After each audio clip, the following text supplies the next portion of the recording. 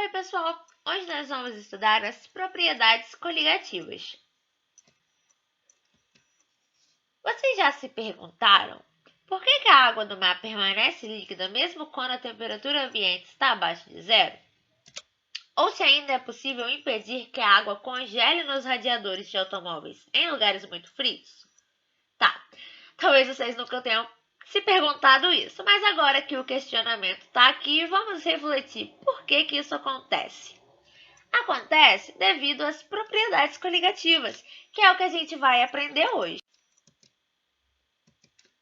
Todo líquido puro apresenta determinadas propriedades, como pressão de vapor, ponto de ebulição, ponto de solidificação e pressão osmótica. Porém, quando um soluto não volátil é dissolvido nesse líquido, essas propriedades vão se modificar e elas se modificam de formas diferentes. E é isso que a gente vai estudar. Então, propriedades coligativas são o quê? São as propriedades do solvente que se modificam na presença de um soluto não volátil. As propriedades coligativas, elas dependem apenas do número de partículas do soluto e não de sua natureza química. Não importa se o soluto é X, Y, Z. O que importa é o número de partículas de um determinado soluto. Então, as alterações das propriedades coligativas, que são chamados de efeitos coligativos, serão as mesmas se o número de partículas adicionado em determinado volume de solvente for o mesmo. Então, vamos pensar aqui em duas outras condições, né? Numa mesma quantidade de matéria em um mesmo volume, a gente, além disso, ainda pode ter dois tipos de solutos diferentes. Por mais que não importa se o soluto é X ou Y, só depende do número de partículas, o soluto covalente vai originar um número de partículas diferente do soluto iônico. Porque o soluto iônico gera íons, então o número de partículas totais do soluto iônico vai ser maior. Então, nesse caso, o efeito coligativo vai ser mais intenso. Não é porque o soluto é um composto X ou um composto Y. É porque se ele é iônico, ele vai gerar mais íons e aí o número de partículas vai ser maior. Então, vamos começar a entender algumas dessas propriedades coligativas, começando pela tonoscopia. Todo sistema que contém um líquido está sujeito à evaporação, que é o quê? A passagem das moléculas do estado líquido para o estado vapor. Em um sistema fechado, a cada temperatura atinge-se um grau de saturação em que o número de moléculas do estado vapor é máximo e não se altera mais. Por exemplo, um recipiente com água líquida vai entrar em equilíbrio, e equilíbrio químico vai ser uma coisa que a gente vai estudar depois, com o estado vapor. Mas vamos entender que aqui eles entram em equilíbrio. Por enquanto, a gente só precisa entender que eles entram em equilíbrio, ou seja, o número de moléculas no estado vapor não vai se alterar mais. Para um recipiente fechado, onde coexistem em equilíbrio os estados líquido e vapor de uma determinada substância, a gente pode dizer que a pressão máxima de vapor da substância é a maior pressão que os seus vapores exercem em uma determinada temperatura. Quando a pressão máxima de vapor se iguala à pressão externa do local, é aí que o líquido vai entrar em ebulição. Se a gente varia a pressão externa na qual o líquido está submetido, vai haver uma variação no seu ponto de ebulição. Por exemplo, a pressão atmosférica ela diminui conforme a altitude aumenta. Então, quanto maior for a altitude, menor é a pressão atmosférica. Então, olha só, por exemplo, a água, ela ferve, né? Ela entra em ebulição a 100 graus Celsius a nível do mar. Mas e lá na Bolívia? Lá na Bolívia, a altitude é maior, então menor a pressão atmosférica.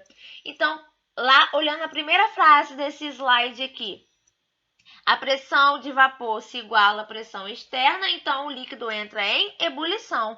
Se a pressão atmosférica lá na Bolívia, em comparação com aqui no Brasil, lá na Bolívia a altitude ela é maior, então a pressão atmosférica é menor, então a água lá vai ferver, vai entrar em ebulição a uma temperatura menor do que 100 graus Celsius. Mas e o que acontece quando a gente acrescenta soluto a um solvente? Porque antes a gente estava falando de água pura.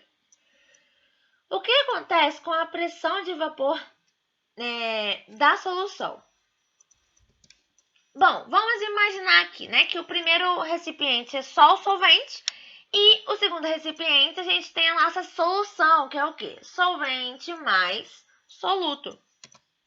As partículas do soluto, elas vão diminuir a área que as moléculas do solvente teriam para escapar. Então, elas diminuem o número de moléculas que evaporam em um determinado tempo. Se a gente comparar as duas figuras, vocês vão ver que tem mais bolinha azul no estado vapor, né? Que é não na parte líquida, né? O que? Tem mais bolinha azul onde? Na primeira figura do que na segunda. Então, o que acontece? Diminui a pressão de vapor do solvente no recipiente. E isso é o que a tonoscopia estuda, o abaixamento da pressão de vapor no solvente, do solvente no recipiente. Então, a pressão de vapor do solvente na solução é sempre menor do que a pressão de vapor do solvente puro. Então, por exemplo, se antes a gente tinha água, só água no nosso solvente, e depois a gente tem uma solução com água e mais um soluto, a pressão de vapor da água na solução vai ser menor do que a pressão de vapor da água pura. E aí que está uma relação importante. Quanto maior o número de partículas do soluto não volátil, maior será o quê? A diminuição absoluta da pressão máxima de vapor. Então, matematicamente, a gente pode dizer que a variação da pressão máxima de vapor, que é esse ΔP, vai ser igual ao quê? A pressão de vapor, do solvente menos a pressão de vapor aí da solução, do solvente na solução. Então, a tonoscopia, ela estuda o quê? O abaixamento da pressão de vapor, do solvente em uma solução. E quanto maior o número de partículas de soluto, maior vai ser o quê? Maior vai ser a diminuição dessa pressão máxima de vapor. E aí entra uma lei chamada lei de Raoult. A pressão máxima de vapor de uma solução, ela vai ser igual ao produto, ou seja, a multiplicação da fração molar do solvente e a pressão máxima de vapor do solvente puro, que é o que a gente pode escrever matematicamente como P da solução vai ser igual à fração molar, esse X aí, do solvente vezes a pressão aí do solvente puro.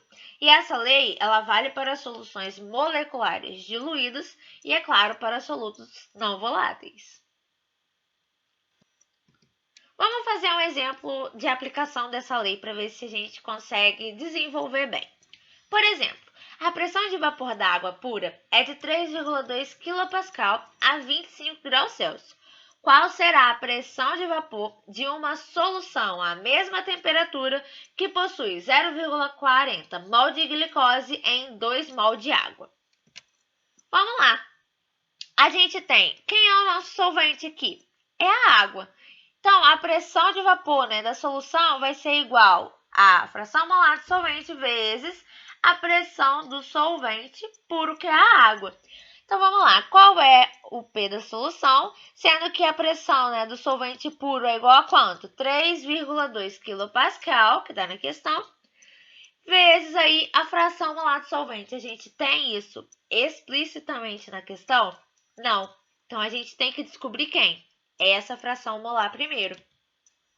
E como que a gente vai descobrir? Olha, o solvente é a água. Lembra lá que a gente estudou que fração molar vai ser o número de mol do que a gente quer, da fração molar da substância que a gente quer, sobre o número total de mol? Então, a fração molar da água vai ser igual ao quê? Ao número de mol da água dividido pelo número de mols totais. Então, vamos lá. Número de mol total vai ser o quê? A gente tem 0,40 mol de glicose mais 2 mol de água. Então, o número de mol total é 2,4 mols. E qual é a fração molar da água? Então, vamos lá. Número de mol de água é quanto? 2 mol. E dividido por número de mol total, que é igual a quanto? 2,4. E aí a gente acha que a fração molar da água é igual a aproximadamente 0,833. Agora que a gente já achou a fração molar do solvente, a gente volta lá na outra continha para dar continuidade, porque o que quer saber na questão? A pressão de vapor da solução aí, né? Então, a pressão de vapor da solução vai ser igual a fração molar do solvente que a gente acabou de achar, 0,833 vezes a pressão de vapor do solvente puro, que é a água, que é o quê? 3,2. Então, aí, fazendo essa multiplicação, a pressão de vapor da solução vai ser igual a 2,7 kPa. Agora, uma outra propriedade coligativa é a ebulioscopia. Considerando uma solução, as partículas do soluto diminuem a evaporação do solvente. Então, a gente vai precisar de mais energia para poder as moléculas da fase líquida irem para o estado vapor. Com isso, a temperatura em que se inicia a ebulição do solvente em uma solução de soluto não volátil é sempre o quê? Maior que a temperatura de ebulição do solvente puro, sobre a mesma pressão. Então, é isso que a ebulioscopia vai estudar. A ebulioscopia estuda o aumento do ponto de ebulição do solvente causado pela adição de um soluto não volátil. Então, olha só, a gente tem um solvente puro, a gente tem uma temperatura de ebulição para esse solvente. Se a gente adiciona soluto não volátil, o que acontece com a temperatura de ebulição da solução? A temperatura de ebulição da solução, ela aumenta, porque a gente vai precisar de mais energia para poder o solvente ir da fase líquida para a fase vapor. E aí, quanto maior a concentração do soluto, maior é esse efeito. Então, qual é o efeito? Aumento da temperatura de ebulição. Então, quanto maior a concentração do soluto, maior é a elevação do ponto de ebulição do solvente e maior é a temperatura de ebulição desse solvente.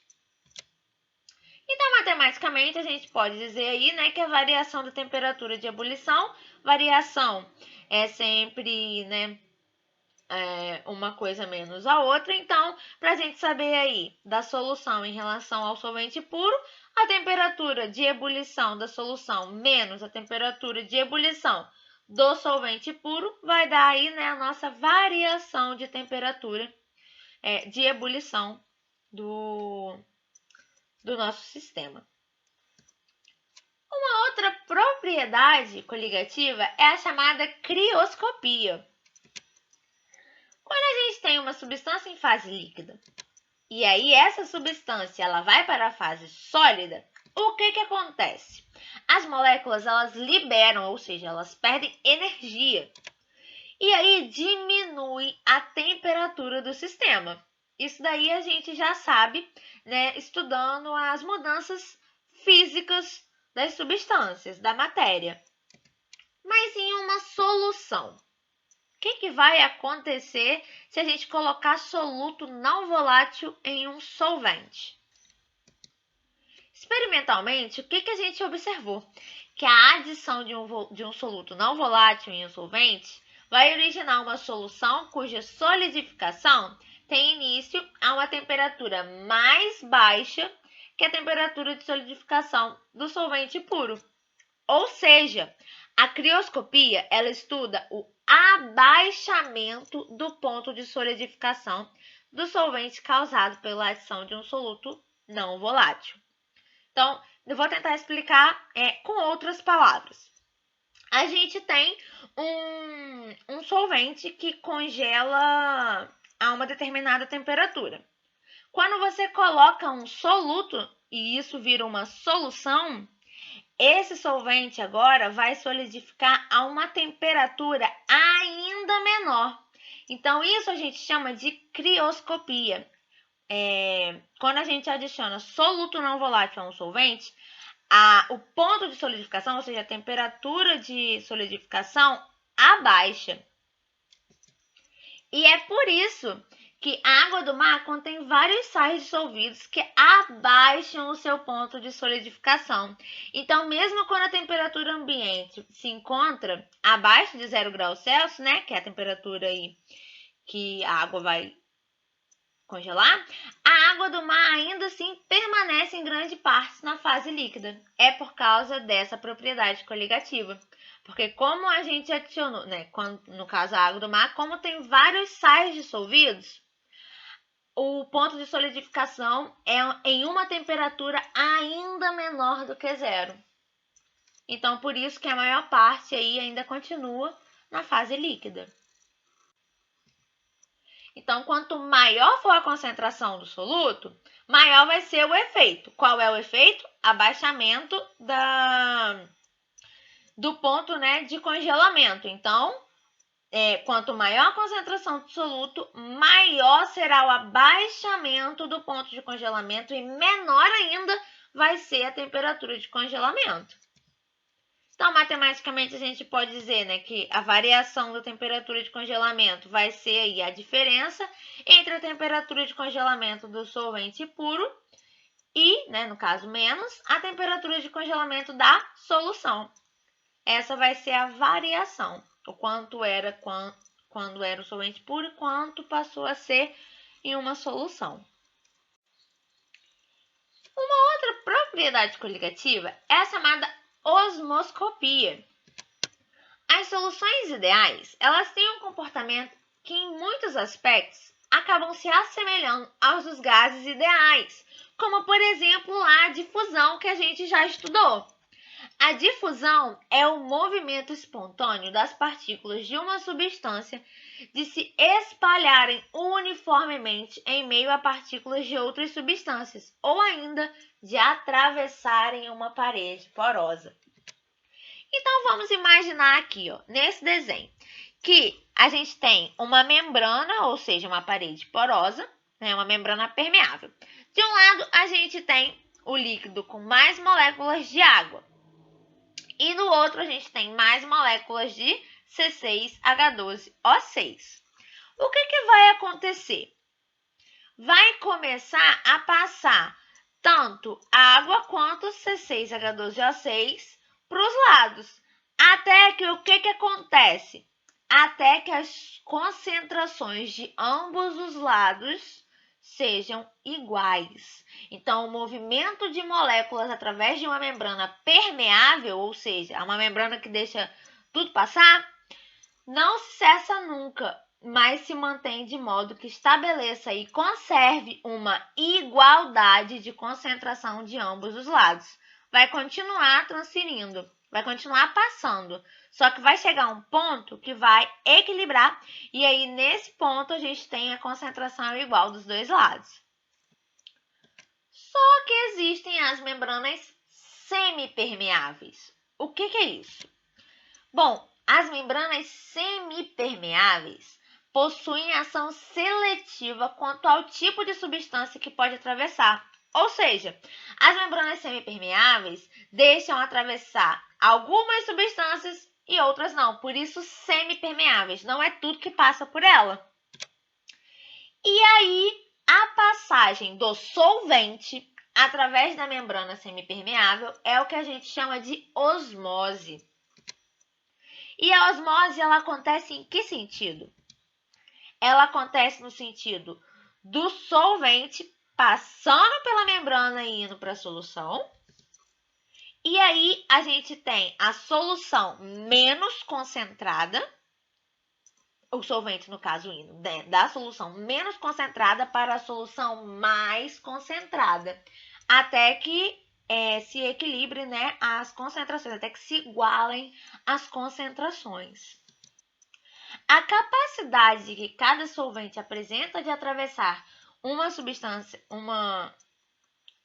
semipermeável está diretamente relacionada à sua pressão de vapor. Quanto maior a pressão de vapor do solvente, maior será a sua capacidade de atravessar em uma membrana semipermeável. A osmoscopia, então, estuda o quê? A passagem espontânea de solvente de uma solução mais diluída, porque na solução mais diluída a gente tem o quê? Menos soluto, mais solvente, para outra mais concentrada, que aí a gente vai ter mais soluto nessa solução, né? Através das membranas semipermeáveis. A pressão que a gente precisa exercer sobre um sistema para impedir que a osmose ocorra de maneira espontânea é então chamada o que a gente conhece por pressão osmótica, que é representado pela letra π. Quanto maior a concentração de uma solução, ou seja, quanto maior a quantidade de soluto nessa solução, maior é a sua pressão osmótica. E as soluções ainda podem ser classificadas quanto à pressão osmótica. Por exemplo, vamos supor que a gente tem duas soluções, A e B. Então, a pressão osmótica de A vai ser πA e aí a pressão osmótica de B vai ser πB. E uma mesma temperatura. Se a pressão, olhando a primeira linha desse último retângulo, se a pressão osmótica de A for maior do que a pressão osmótica de B, então a solução A ela é hipertônica em relação a B, ou seja, ela tem uma concentração maior do que a solução B e tem uma pressão osmótica maior do que a solução B. E se for o contrário, né? Se a pressão osmótica de B for maior do que a pressão osmótica de A, então a solução A ela é hipotônica em relação a B. E se as pressões osmóticas de ambas forem iguais, a gente diz que as duas, né, que a solução A em relação à solução B, ela é isotônica. Então, olha, lembrando, hiper estar acima. Então, se uma solução ela é hipertônica em relação à outra, hiper. Acima, então, a pressão osmótica dela é maior. E por consequência, né, maior a sua concentração também.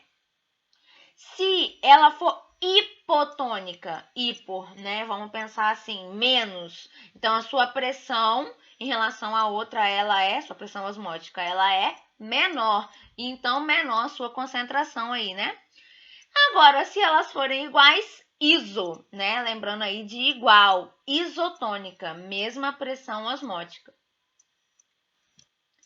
E esse negócio de pressão osmótica, como é que a gente pode calcular isso? Bom, para as soluções moleculares, a gente pode definir que a pressão osmótica π é igual a m vezes R vezes T, que é igual ao quê? M é a concentração em mol por litro, R é a nossa famosa constante dos gases, né? Que, por exemplo, pode ser 0,082 atm litro mol menos 1 Kelvin menos 1, mas a gente já viu que existem outros valores para R, dependendo da unidade, e a temperatura sempre em escala absoluta, ou seja, em Kelvin. Se, por exemplo, der em graus Celsius, se a gente tiver que calcular a pressão por essa fórmula aí, a temperatura a gente tem que converter para Kelvin. Nunca se esqueçam de converter para Kelvin. Vamos fazer um exemplo rapidinho.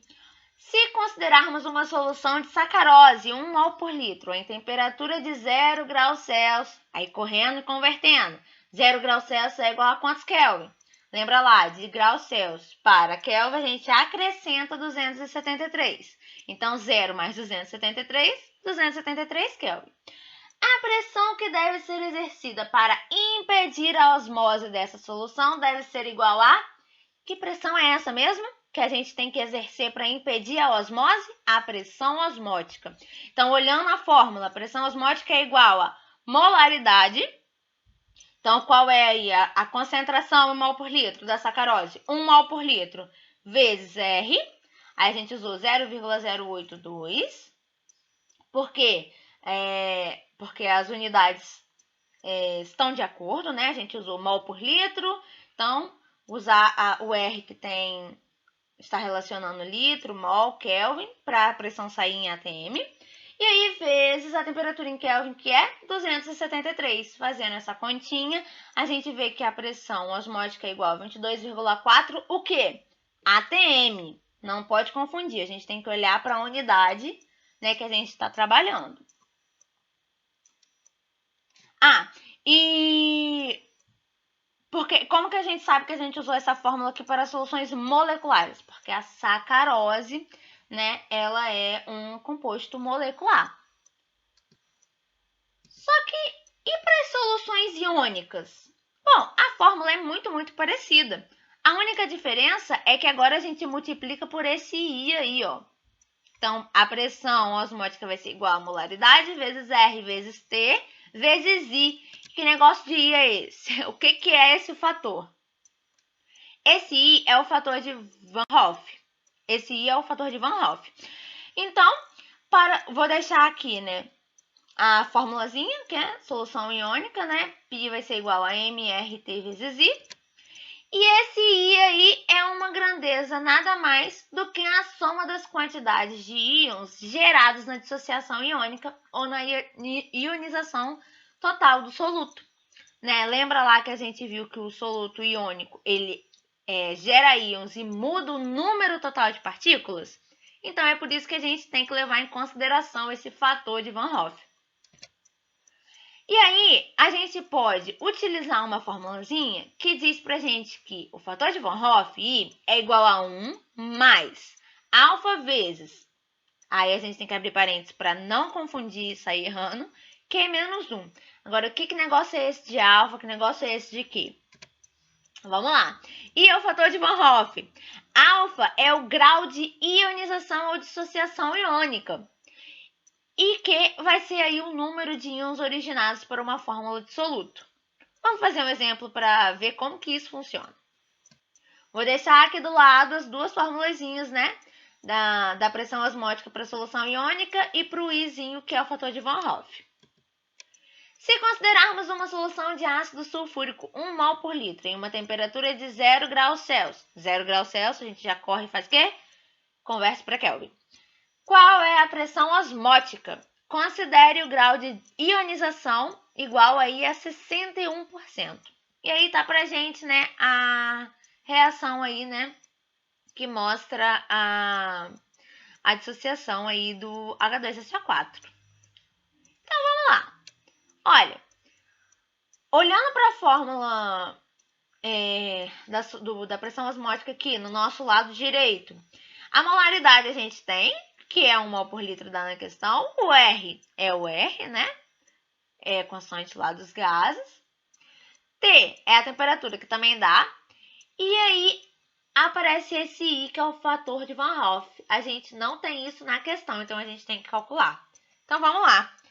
Olhando para essa fórmula do fator de Van Hoff, quanto que vale alfa? Alfa dá na questão, é igual a 61%.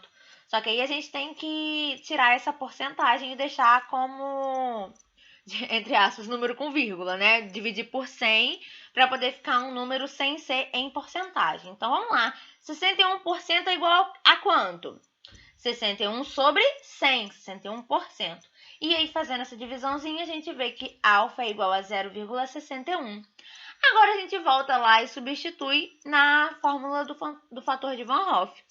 1 mais, agora alfa, que a gente acabou de descobrir, que é igual a quanto? 0,61 vezes, aí abriu parênteses, que é o número de íons originados por uma fórmula do soluto. Aí aparece esse 3. Mas como que eu soube que Q é igual a 3? Olha, a gente tem originando 2H+, mais 1 SO4, 2-. Então, quantos íons são gerados aí?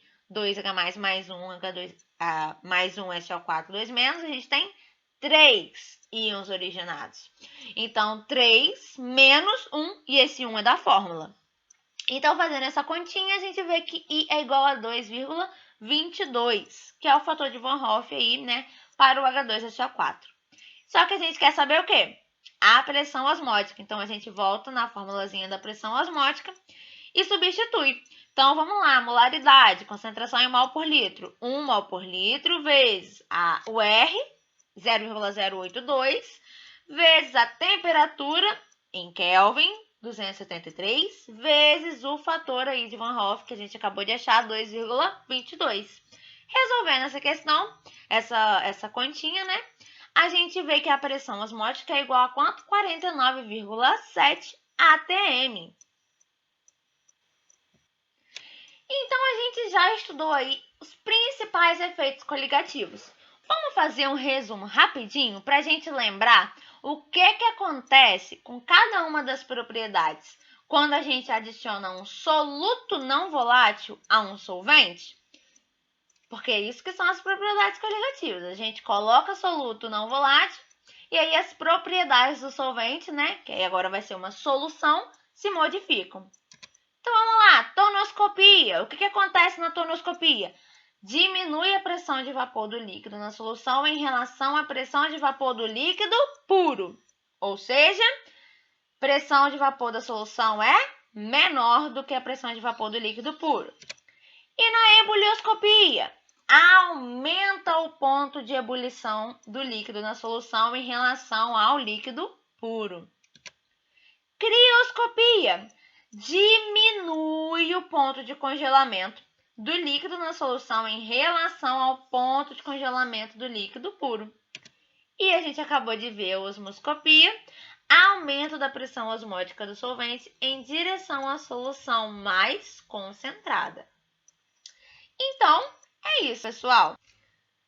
São vários conceitozinhos para a gente ir aprendendo, fixando, e depois a gente vai fazer alguns exercícios, né, sobre esse tema. Então, até a próxima!